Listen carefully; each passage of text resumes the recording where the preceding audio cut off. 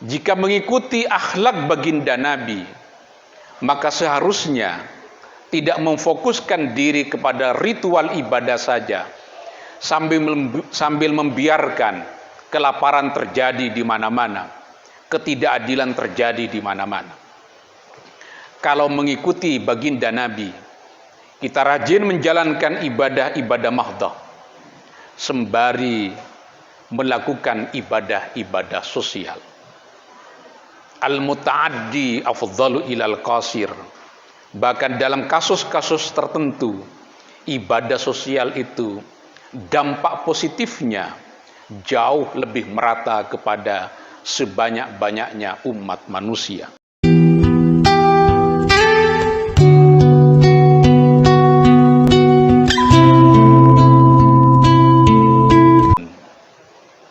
Hadirin kaum muslimin yang berbahagia, suatu waktu Siti Aisyah, istri dari baginda Nabi, ditanya oleh para sahabat tentang bagaimana akhlak baginda Nabi. Lalu Siti Aisyah menjawab, kana khuluquhul Qur'an. Akhlak Nabi itu adalah Al-Quran itu sendiri. Umat Islam yang ingin tahu bagaimana Al-Quran diterapkan, bagaimana Al-Quran dilaksanakan di dalam kehidupan sehari-hari, lihatlah perilaku dan tindakan perbuatan baginda Nabi. Karena yang dilakukan, yang diucapkan oleh baginda Nabi adalah huwal Quran, Quran itu sendiri. Jangan bayangkan bahwa Nabi sebagai seorang Nabi hanya mengerjakan ibadah-ibadah ritual saja, berupa salat, membaca Al-Quran dan berpuasa. Tapi Nabi sebagai Nabi memiliki peran-peran sosial, politik, ekonomi, dan kemasyarakatan. Itu sebabnya Nabi mengatur ekspor impor barang di kota Madinah. Nabi mengatur sirkulasi tukar menukar barang di pasar. Orang-orang Yahudi yang tidak pernah menyaksikan seorang Nabi yang tampil dengan pribadi seperti itu, meragukan kenabian baginda Nabi sallallahu alaihi wasallam. Kata mereka, mali hadzal rasul ya'kulu ta'ama wa yamshi fil aswaq. Bagaimana bisa disebut seorang nabi jika nabi itu memakan yang kita makan? Seorang nabi juga jalan-jalan ke pasar. Padahal tindakan nabi bergerak menuju pasar itu untuk mengontrol aktivitas di pasar. Apakah keadilan ekonomi bisa tegak di pasar? Maka banyak ayat-ayat Al-Quran yang turun sebagai panduan etik moral Nabi di dalam mengatur perekonomian di kota Madinah. Wailun lil mutaffifin. Ada surat Al-Ma'un dan begitu seterusnya. Nabi memiliki peran untuk mengatur ketersediaan sandang, pangan, dan papan di kota Madinah. Nabi juga seorang pemimpin politik. 1 tahun setelah baginda Nabi hijrah dari Mekah ke Madinah, maka yang dilakukan oleh baginda Nabi adalah mengatur tata kehidupan politik di kota Madinah. Kita tahu Madinah bukan negeri yang homogen. Madinah adalah negeri yang heterogen. Beragam suku, beragam agama ada di kota Madinah ketika Rasulullah sallallahu alaihi wasallam datang pertama kali ke kota Madinah. Maka yang dilakukan oleh baginda Nabi untuk mengatur kehidupan sosial politik di kota Madinah adalah membuat perjanjian politik yang disebut dengan Mitsaqul Madinah, Piagam Madinah. Di dalam Piagam Madinah dinyatakan bahwa seluruh warga negara Madinah memiliki kedudukan yang setara sebagai warga negara. Hak dan kewajibannya sama. Jika orang Islam hari ini diserang oleh musuh dari luar, maka umat agama lain di kota Madinah agar membantu orang Islam yang mendapatkan serangan dari pihak luar. Tapi yang terjadi kemudian orang Yahudi melakukan pelanggaran konstitusi. Kesepakatan itu diingkari, yang nanti menyebabkan orang Yahudi keluar dari kota Madinah.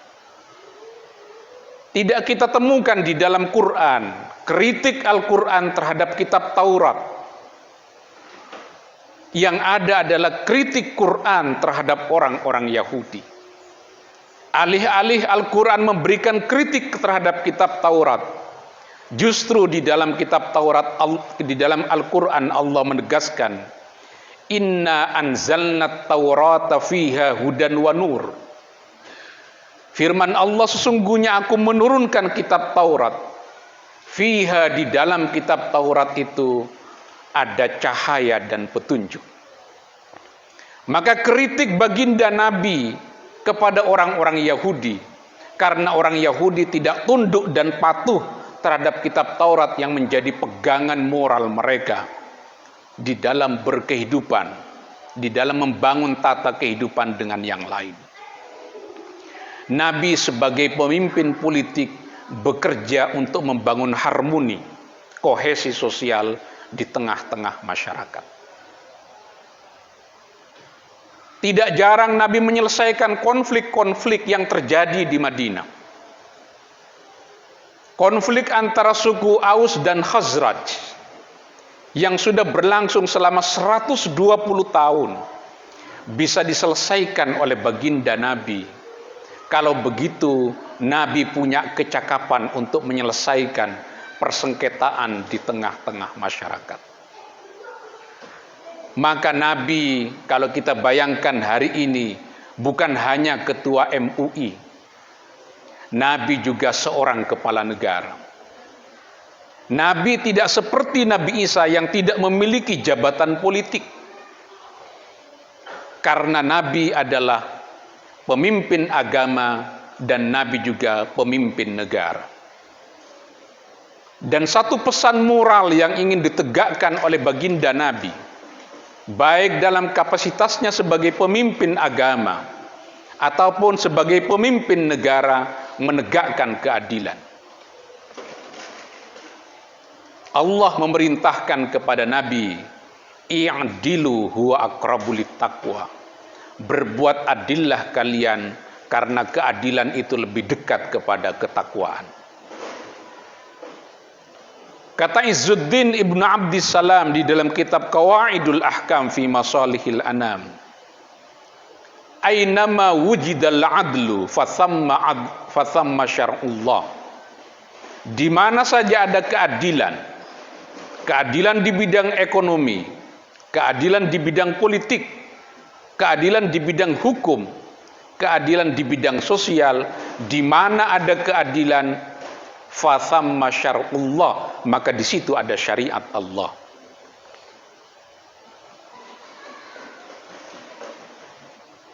Disebutkan juga oleh ulama-ulama yang lain bahwa jika isi dari Al-Quran itu diperas, dari 30 juz itu isinya adalah yang pertama tauhid, yang kedua kemaslahatan, yang ketiga keadilan, yang keempat rahmah, kebijaksanaan.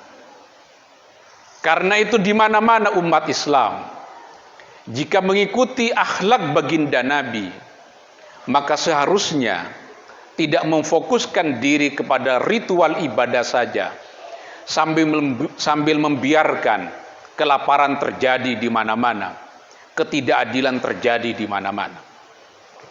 Kalau mengikuti baginda Nabi, kita rajin menjalankan ibadah-ibadah mahdah, sembari melakukan ibadah-ibadah sosial. Al-muta'addi afdhalu ilal qasir.